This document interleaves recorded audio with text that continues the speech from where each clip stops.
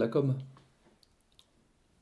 Ah, mais ça, c'est ce qui arrive quand, encore une fois, quand toutes ces choses-là sont politisées jusqu'à la base. Et encore une fois, ça fait 10 ans que. Et le changement politique de 2012, je dirais, a pas permis de rompre avec les 10 années sarkozystes précédentes. Donc cette hiérarchie est parfaitement habituée à ce qu'encore une fois l'information part d'en haut et descend vers le bas, et pas en sens inverse, à ce qu'en bas on se tait et, euh, et on est au garde à vous, euh, à ce que par contre il faut faire de la com le plus possible pour envoyer une bonne image, mais c'est vraiment de la com dans ce sens-là.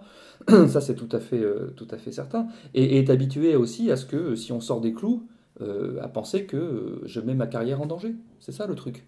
Donc effectivement, un directeur départemental de la sécurité publique, c'est comme ça que ça s'appelle, des DSP, est un gars qui, ben voilà, celui qui est aujourd'hui à Marseille, la prochaine étape de sa carrière, c'est d'aller là, là, là ou là.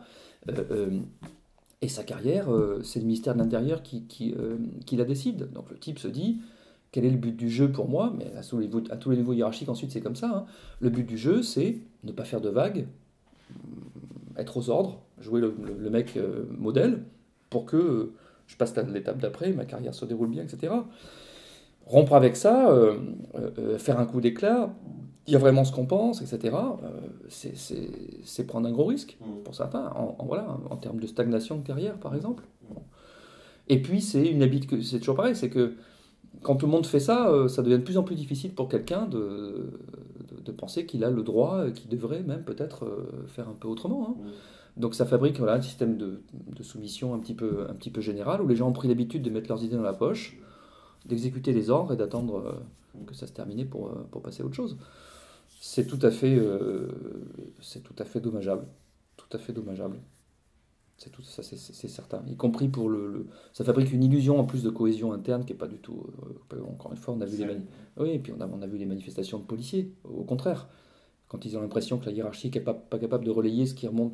Donc ce système-là, qui vise encore une fois par le haut d'essayer d'imposer comme ça tout le temps en descendant, jamais l'inverse, en désespérant la base, finit en plus par créer comme ça des tensions et des coupures tout en bas entre la petite hiérarchie locale au fond et la base, ce qui est très très malsain pour l'exercice quotidien des missions de service public en l'occurrence, quoi.